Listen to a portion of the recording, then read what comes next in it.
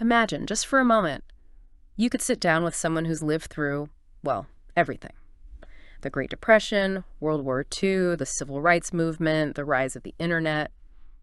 So much history. Hmm. What incredible wisdom would they share? What hard-won lessons could they give you to help you avoid looking back with regret?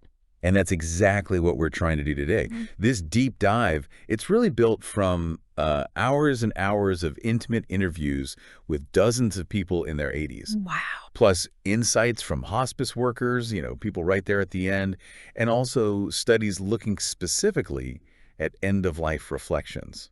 Yeah. We've tried to go straight to the source, really, to distill that wisdom for you. And right off the bat, there's this fascinating pattern that jumps out from all these conversations, this almost universal truth about regret. Yeah. When you look at what people reflect on at the end, it's rarely the things they did. Almost always, it's the things they didn't do. Uh-huh. It's so consistent. Yeah, the missed chances, the words they didn't say, the opportunities they just let slip by. Absolutely. There's Dr. Bronnie Ware. She worked in palliative care for years, and she documented this so clearly. People on their deathbeds, they weren't lamenting like a failed business or a bad investment. It was always these deeper things like, I wish I had been braver, or I wish I had lived a life true to myself. Lived more authentically. Exactly. And that really sets the stage, doesn't it? The regrets we're digging into today, they're mostly about that, that life unlived. Life unlived. Gosh, that phrase it hangs there, doesn't it? So let's get into the first major regret. And it might actually surprise some people, especially, in our culture that's so focused on achievement.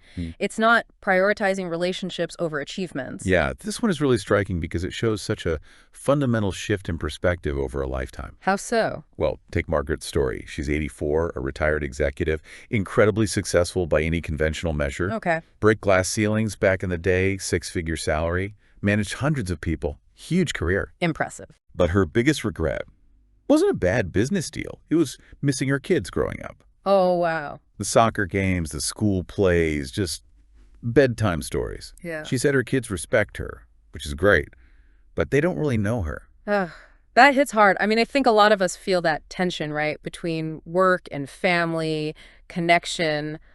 What does the sort of long-term research say about this? Well, the science backs up Margaret's feeling completely. If you look at, say, the Harvard study of adult development, it's the longest-running study on happiness ever done, like over 80 years. Yeah, I've heard of that one. Their main finding, crystal clear, is that good relationships are the #1 driver of happiness and health. Not money, not fame, not career success. Really, above all else. Above all else. Robert Waldinger, who runs the study now, he put it really simply. The people who were the most satisfied in their relationships at age 50 were the healthiest at age 80. It kind of forces you to ask, what are you optimizing for? A resume or a life? But, okay, I can hear someone thinking, does this mean I just ditch my career? Forget ambition? That can't be the message. No, not at all. It's not about abandoning ambition. It's about intentional balance, finding that balance. Okay. We heard from Harold, 87, a former surgeon, hugely demanding career, obviously. Yeah. But he made a rule, dinner with his family, at least 4 nights a week, no matter what. Some colleagues kind of looked down on it, thought he wasn't committed enough. Sure. But he never regretted it. His kids remember those dinners. The lesson seems to be that relationships, those moments, they aren't renewable. You miss them, and they're just gone. Gone forever. Wow. That really lands. It makes you think about what sacrifices are truly worth it. And that leads perfectly into the next big regret, which is sort of about sacrificing your true self, living someone else's life. Oh, this one is just heartbreaking sometimes. You hear about Eleanor, 82. She was a successful teacher, won awards, really respected. But her dream, her deep down dream, was always to be an artist. She painted, but only on weekends. Never really took it seriously. Yeah. Fear. Fear of failing. Fear of not making enough money. Yeah, those fears are powerful. And now she looks at her paintings and just thinks, what if? Or Frank, 86. He spent his whole life just trying to fit in, be respectable, do what was expected. He said he was never really myself. Yeah. Because he was so afraid of what people would think. That fear of judgment, it's a killer, isn't it? It can just silently steer your whole life. I remember reading Carl Jung, the psychologist, observed something like that people spend the first half of life becoming who they think they should be. Right. And the second half figuring out who they actually are. But the tragedy is some people never get to that second half. Exactly. But, there is hope here. The sources definitely show that. The Yeah. people who expressed less regret often made a change, course correction at some point. Ah, okay. Like Maria, 79. She was a bank manager for 30 years, good job, stable, but her passion was writing. Later in life, she finally carved out the time, started writing, and she actually published short stories, even a couple of novels. Wow, that's fantastic. Yeah. And she said something like, I didn't live my dream life from the start, but I made sure I lived some of it. So authenticity isn't always this huge dramatic change. It can just be making space for your true self, even small steps. Oh. Courage. Small, courageous changes. I like that. Okay, let's shift to one with very tangible consequences, often irreversible. Not taking care of their health when they were young. This one's tough because the effects just creep up on you over decades, often silently. Right. Dorothy, 83, she smoked for 30 years. Yeah. Quit at 50, which is good, but the damage was done. 2 heart attacks, really limited mobility now. She sees her friends hiking, traveling. When she can't join in. Exactly, she's stuck. And James, 81, former police officer, thought he was invincible in his 30s and 40s. Yeah, we all do at that age. And now he says he's paying for every bad choice. Terrible back problems, knee issues. Yeah. Just getting through the day is a struggle. It's such a clear reminder, isn't it? Our bodies keep score.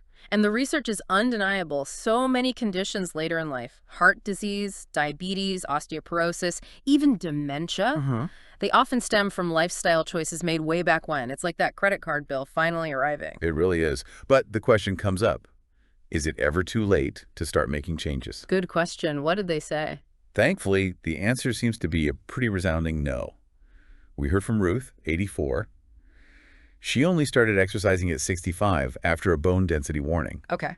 And she actually found herself stronger at 80 than she was at 60. Yeah. She wished she had started earlier, obviously, but she was so grateful she started then. That's amazing. The message isn't, become a marathon runner overnight. Yeah. It's just your body's your vehicle through life. How you maintain it now determines how well it serves you later. Simple as that. Powerful analogy. Okay, next one feels very relevant today. Holding grudges and not forgiving. Oh, yeah. Incredibly common. And Yeah. the toll it takes is just huge. William, 86, told this heartbreaking story about a 15-year fight with his brother. 15 years Wow. over their father's will. And then his brother died before they could reconcile. Oh, no. And William just carries this deep sadness, thinking about all that wasted time over something that seems so trivial now. 15 years of lost connection. Oh. That's brutal. And the science backs this up too, right? Holding grudges is physically bad for you. Absolutely. It's linked to higher blood pressure, more stress hormones, weaker immune system, just lower life satisfaction overall. It literally makes you sick. So what's the way out? What did people learn? What's really interesting is this perspective shift many found. Catherine, 79, she was furious with her sister for 8 years. Then her daughter said something really wise.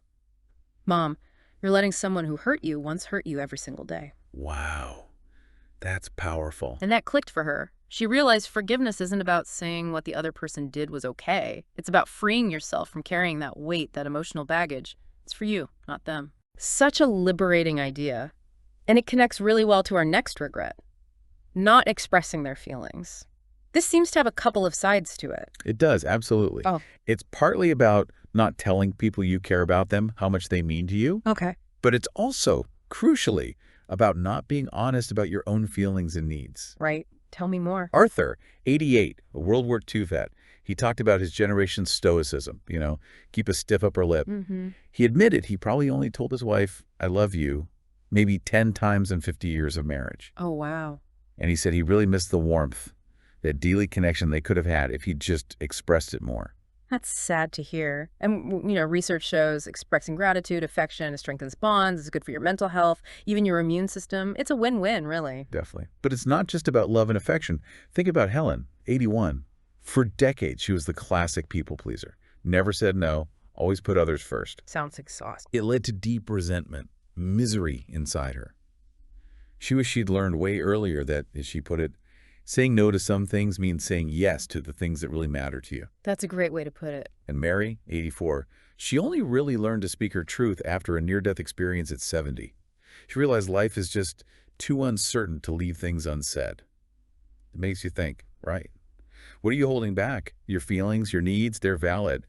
Expressing them usually makes relationships stronger, not weaker. Absolutely. Okay, moving on to one that I think resonates with a lot of people looking back. Not taking more risks.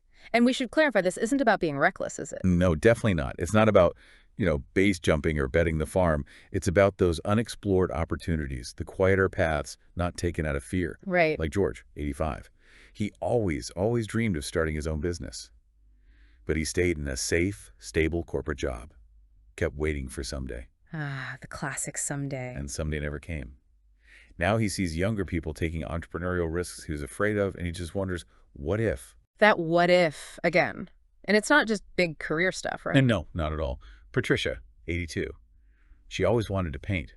But at 40, she thought, oh, I'm too old now. It's too... 40. Too old. Wow. Right. She finally picked up a brush at 65 and had 17 years of immense joy from it. Imagine if she'd started at 40. It really drives home that sometimes the biggest risk is playing it too safe, taking no risks at all. So true. What helps people overcome that fear? Well, what seems common among those with fewer regrets is what psychologists call a growth mindset. They just kept exploring, kept learning, kept trying new things. Okay. Richard, 79, he's a great example. Learned piano at 55, took up woodworking at 62, started volunteering, teaching kids at 70. That's fantastic. He really lived that idea that age is just a number. And he said something really insightful. Every risk I took, even the ones that didn't pan out perfectly, taught me something, added something. It highlights that regret over inaction often stings way more than regret over action. You can learn from mistakes, but you learn nothing from sitting still. And often what keeps us sitting still is that fear we mentioned earlier, which brings us to the next regret. Worrying too much about what others think. Oh, this one underpins so many of the others, doesn't it? Joyce, 83, she was really honest about this. Said she made countless choices, clothes, jobs, even who she married, based on what she thought society expected, what people would approve of. Only to realize much later in life that, honestly, most people weren't even thinking about her that much. They were too busy worrying about what others thought of them. It's kind of darkly funny, isn't it? And so relevant today with social media where it feels like we're constantly performing for approval. Absolutely. The pressure is intense. Yeah. But the wisdom from these elders is so clear. Frederick, 81, he put it perfectly. At some point, you realize that people who judge you for being authentic aren't people whose opinions should matter to you anyway. Ooh, that's good. Mic drop moment. Right. And the research backs this up too. Living authentically, being true to yourself, consistently links to higher life satisfaction, better mental health. And often, those fears of judgment are overblown. Barbara, 84, she terrified her conservative family when she decided to become a social worker at 50. Totally unexpected. Okay. But you know what? Once they saw how genuinely happy and fulfilled it made her, their support actually grew. Those fears are often just in your head. Yeah. And people who judge you harshly, that usually says more about their own limitations than about you. Such good perspective. Okay, let's shift gears a bit to something more experiential. Not traveling more when they were younger. Ah, yes, this came up so often, usually with a kind of wistful sigh, I can imagine. Edward, 86, he talked about being in the military overseas and having a chance to extend his tour, see more of Japan, other cultures. Right. But he didn't. He felt he needed to get back, start real life, career, marriage. He figured, oh, I'll travel later. The classic later. Exactly. And now, limited mobility makes that kind of international travel basically impossible for him. Huge regret. It's that recurring theme, isn't it? That mistaken belief that we have unlimited time, that the window for certain experiences will just stay open forever. Precisely. But even here, there's adaptation, there's hope. Rose, 82, she couldn't travel much anymore. So at 75, she started what she called armchair travel. Oh, what's that? She just devoured books about different places, started learning bits of languages online, tried cooking foods from around the world. She said, it's not the same, of course, but it keeps my mind curious and engaged. That's wonderful. It shows that travel, in whatever form, broadens us. Putting it off indefinitely just means missing out on that growth, that perspective shift. And speaking of growth, that connects directly to our next regret, not learning new things throughout life. Yeah, this taps into something really fundamental about us, I think. We're wired to learn, to grow. Samuel, 79, retired accountant. He kind of admitted he thought learning stopped when he got his degree. Right, school's out. Yeah. Lived a good life, but felt his mind became kind of stagnant. Now he sees younger folks learning languages, taking up new hobbies, and he really regrets what he called wasted decades of potential growth. And Grace, 84, always wanted to play guitar but thought she was too old at 40. Again. 40 seems to be this weird mental barrier for people. So the takeaway here is clear, right? Lifelong learning is crucial. Absolutely. The research is so strong on this, it boosts cognitive function, lowers dementia risk, increases life satisfaction. It literally keeps your brain younger. So how did people put this into practice? We heard great examples. Thomas, 81, he had this wonderful beginner's mind. Learned Spanish at 50, took up photography at 60, started writing poetry at 70. Wow, keeps going. He said each new thing made him feel young again, gave him a new lens on the world. The message is clear. Your ability to learn doesn't expire. Keep learning, keep growing, stay curious. Fantastic advice. Okay, finally, we get to maybe the most philosophical, but also incredibly practical regret, not appreciating the present moment. This one hits deep. It's about realizing how much life you miss when you're always dwelling on the past or worrying about the future. Right. Anna, 85, she put it so beautifully. She said she spent so much time waiting for life to begin, waiting for the next milestone, finish school, get the job, get married, kids, retirement. Waiting, waiting, waiting. Exactly, only to realize all those waiting periods, that was my life. And Charles, 87, he talked about constantly multitasking when his wife was talking to him, checking emails, fiddling with his phone, I think we're all guilty of that sometimes. He just wished now for one more conversation where he was fully, completely present with her. Gosh, it's so easy to get caught up in that forward-looking rush, isn't it? Always focused on what's next, never really here. It is. And again, the research on things like mindfulness shows that being present dramatically increases life satisfaction, reduces anxiety, improves our connections.